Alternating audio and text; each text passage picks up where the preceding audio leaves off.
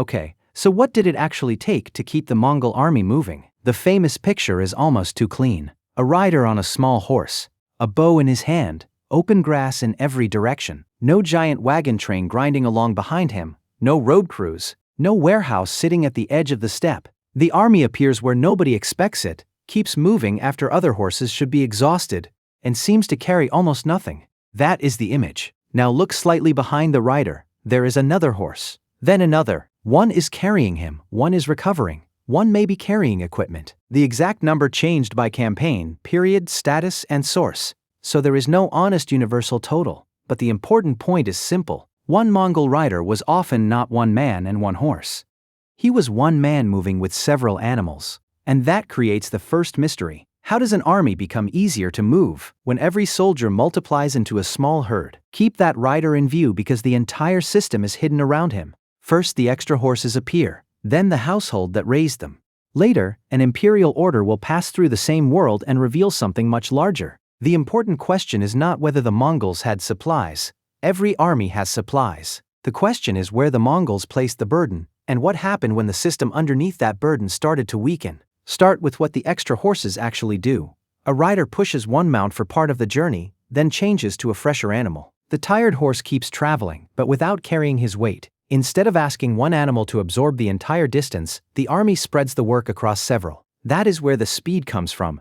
But speed now has a physical cost. Imagine a formation nominally organized around 10,000 riders. Give each rider 3 horses only as an illustration, not as a claim about every Mongol army. You are already looking at 30,000 riding animals before pack animals, carts, sheep, cattle, spare mounts for commanders, or horses waiting for messengers enter the picture. 30,000 animals do not disappear because the men are traveling light. They drink, they lose weight, they go lame, they wander. Every one of them eats on the day of a battle, the day before a battle, and the month when there is no battle at all.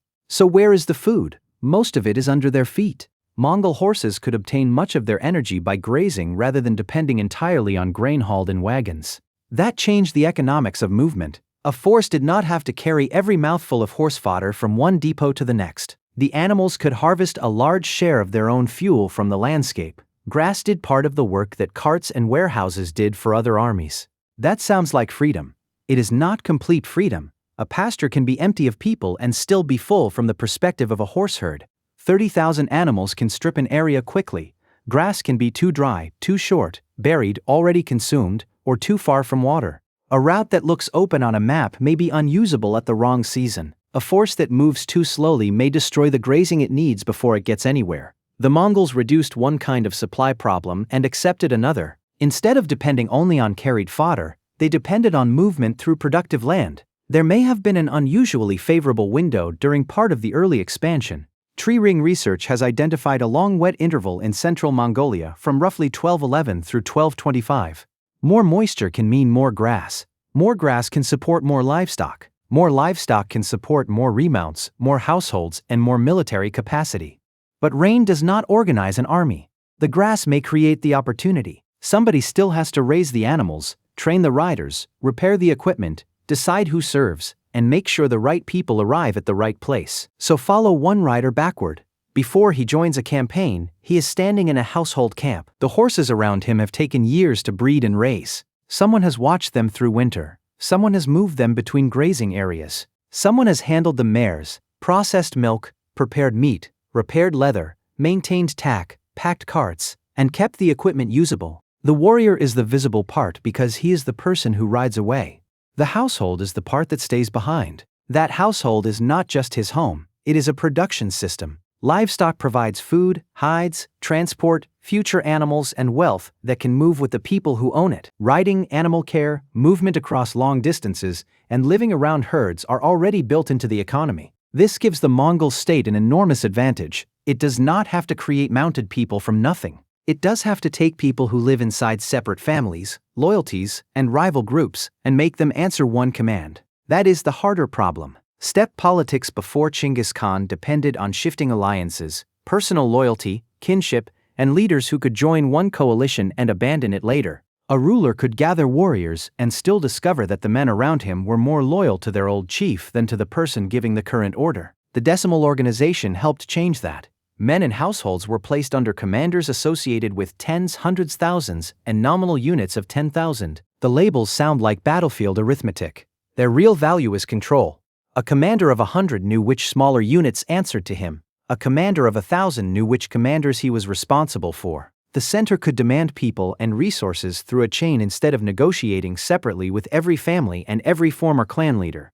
Defeated groups could also be broken out of older political arrangements and placed inside the same system. Genghis Khan did not invent decimal organization from nothing. It had deep step precedence. The important move was using it to rebuild loyalty around a new state. Now picture an order moving down that chain. A commander is told to provide men. Those men do not arrive as empty names on a list. They arrive with horses, equipment, companions, relatives, and support linked to the households behind them. Surviving court traditions describing recruitment into the imperial guard show selected men being required to come with prepared mounts and additional people. The center is not buying every saddle, raising every horse, and feeding every warrior from one account. Much of the preparation already exists lower in the system. That does not mean everything is private. Some equipment could be held in state stores. Captured supplies entered the army. Carts and food animals traveled with forces. Commanders and the imperial center could distribute resources. But the burden is mixed, and much of it sits below the ruler. If a household loses several horses, those animals are gone from its productive base. If a warrior arrives badly equipped, the failure begins before the army gathers. If a campaign consumes too many animals, the problem does not end when the men return.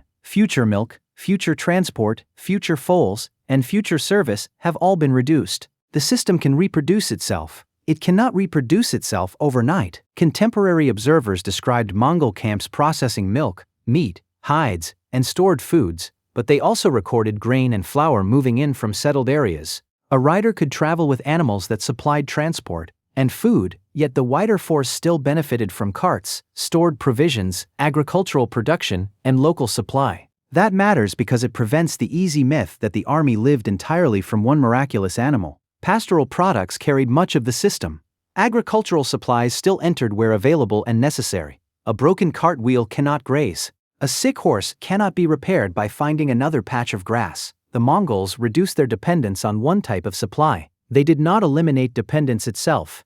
This is where conquest starts to change the economics. A victorious army can seize livestock, goods, food, equipment, and transport. It can force rulers to provide tribute or troops. It can incorporate defeated warriors. It can relocate craftsmen and engineers, whose skills solve problems the steppe economy cannot solve on its own. One victory can strengthen the next campaign. That creates momentum. The army takes resources. Some of those resources support another army. The new force reaches farther, captures more, and adds more people and capabilities to the system. But there are two sides to that movement. From the conqueror's position, a captured herd is added capacity. From the household that lost it, the same herd may have been food, transport, breeding stock, and wealth. A craftsman transferred across the empire becomes useful to a new ruler and absent from the place that trained him. A tribute demand can supply a campaign and weaken the community paying it. The system could be highly effective without being morally admirable. And plunder has another limit. It arrives when the army wins. Permanent costs arrive whether the army is winning or not. A city may surrender goods once. After that, roads have to be watched. Garrisons have to remain. Messengers have to move. Subject rulers have to be monitored. Rival commanders have to be coordinated. The empire that looked so mobile during conquest now has places it cannot simply ride away from. At a certain scale, the rider carrying an order can matter as much as the rider carrying a bow. Imagine an urgent message leaving the imperial court. The rider takes the order and heads toward a distant commander. He has his own mounts, but he cannot carry enough fresh horses to cross the entire empire at speed. He also cannot stop in every district and take whatever animal he wants without creating chaos. The farther the empire grows, the less reliable improvisation becomes. The message has to arrive before the situation it describes has already changed. This is why a decision associated with Oga Day in 1235 matters so much. The surviving court tradition records recurring livestock contributions and the formal organization of relay stations. On paper, it looks like a list of obligations. In practice, it is the moment the hidden machinery becomes visible. Mares have to be assigned. Herders have to care for them. Station keepers and post horse keepers have to remain in place. Grain has to be managed. Carts and oxen have to be available. Sheep are part of the burden. Stages between stations have to be measured. Where water is missing, wells have to be dug. Now return to the messenger. He reaches a station on a tired horse. Someone takes the animal. A fresh mount is already waiting. The rider changes horses, keeps the order with him, and leaves. From his perspective, the station lasts only a few minutes. Stay there after he is gone. The horse he just received may have been eating for days while no messenger used it. A keeper has been watching it. Another person has been caring for stores. A cart has to remain ready. An ox has to remain available. The well has to work. The station has to exist before anybody knows whether the next visitor will carry a routine report or an order that changes an entire campaign. The rider receives speed because somebody else absorbs waiting. That is the hidden expense inside the relay network. It is often described as a postal system. That makes it sound like a convenience. It was command infrastructure. Reports, orders, envoys, and official traffic could move through assigned stages instead of depending on one exhausted horse or one village being forced to improvise. The system makes distance feel smaller to the ruler. It makes obligation feel larger to the people maintaining it. And now the economic question changes again. A station needs horses, food, workers, carts, and water. Another station needs the same thing farther down the route. Then another. Who decides which household provides the mare, which community provides the sheep, who becomes a keeper, and who has already paid? That is where the register enters the story. A census sounds passive. It sounds like someone counting people. Under Mongol rule, counting could determine exposure to taxes, labor, transport, service, and military obligations. A household entered into a register becomes visible to the state. Its people can be counted. Its animals can be assessed. Its occupation can matter. Its assigned burden can be repeated. One important levy, usually called the kopshar, changed across time and region. It had connections to nomadic populations and livestock, and later appeared among settled populations as a head or household-linked tax. There was no single Mongol tax system applied identically in China, Iran, Central Asia, Rus, and every other territory. But the empire had the same practical problem everywhere. It needed to know what existed before it could demand a share of it. Now the full system can finally be seen. The early Mongol army drew from a pastoral economy already capable of producing horses, riders, food, equipment, and mobile households. Decimal organization made those people easier to command and their obligations easier to assign. Conquest added livestock, goods, labor, troops, and technical specialists. The relay network made imperial communication more reliable. Censuses and taxes helped turn conquered territory into recurring support. The Mongols did not operate without logistics. They moved logistics out of one obvious column and embedded it across households, herds, pasture, stations, registers, and subject communities. That is why the rider in the opening looked so light. The weight was somewhere else. Now watch what happens when that same system is pushed too hard. The relay station still looks ready. The keeper still has a horse in the yard. The register still shows which households owe animals, labor, or tax. The official can still point to the number and say the obligation exists. But the number is not the resource. A collector can demand more animals this year. That does not mean the herd will recover by next year. An official can demand more grain. That does not mean the field remains productive after labor and seed are removed. Another cart can be assigned. Another keeper can be taken from a household. Another group of troops can be called. At first, the state receives more. The damage appears later. Some evidence from Mongol-ruled Iran describes burdensome or repeated courtier collection and connects heavy demands with people abandoning homes. Those accounts need qualification because officials praising later reforms had an incentive to describe earlier government as abusive, but the economic sequence is clear enough. Extraction and production are not the same thing. Go back to the household that raised the rider's horses. If too many animals leave, the household has less transport and less breeding stock. If too much labor is assigned elsewhere, fewer people remain to manage the herd or work the land. If the household leaves, the register may still record an obligation that no longer exists in practice. Now go back to the station. The keeper is still expected to have a fresh horse waiting, but the community behind him has fewer animals. The horse arrives thinner, older, or later. The next messenger loses time. The delay is small at one station, then it happens again farther down the route. An order that once moved quickly now reaches the commander after the conditions have changed. The military problem appears at the end of a chain that began much earlier with an economic demand somewhere else. This is the structural risk hidden by distributed logistics. When the burden is spread across thousands of households and communities, the center may not see the full damage until the army itself begins to feel it. The register says the payment is due. The household has fewer animals. The station has a weaker remount. The messenger loses time. The commander receives yesterday's information. That is how an invisible cost becomes a military weakness. Expansion makes the chain even more complicated because the Mongol army does not remain only an army of mounted archers. A fortified city requires siege specialists, labor, timber, machines, and time. A river requires boats. A heavily cultivated region may provide grain and tax revenue while offering less space for enormous remount herds. Conquered and allied populations supply infantry, heavy cavalry, administrators, craftsmen, engineers, and eventually naval forces in some regions. The empire becomes more capable by adding functions. It also becomes harder to supply with one simple model. A horse can graze. A siege machine cannot. A ship cannot follow a herd across the steppe. A garrison remains in place after the field army leaves. Each new capability solves one military problem and creates a different economic obligation. Now the relay station is connected not only to riders on pasture, but to grain stores, specialists, garrisons, river routes, fortified cities, and regional officials. The system can do more than it could before. It also has more ways to fail. This is why the empire's enormous map can mislead. A larger area does not automatically produce more usable military power. One region may offer excellent pasture but little concentrated grain. Another may produce taxes, craftsmen, and food, but make it expensive to maintain huge horse herds. A mountain route can connect two possessions on parchment, while making the movement of animals and equipment slow and costly. A wealthy city can increase revenue and require a permanent garrison at the same time. The visible symbol is territory. The useful reality is whether the right resource can reach the right force before it is needed. A healthy horse in the wrong region does not help the messenger. Grain recorded in one district does not feed troops somewhere else by itself. An engineer cannot solve a siege if another ruler controls the route. That becomes more important once the unified empire begins to fracture.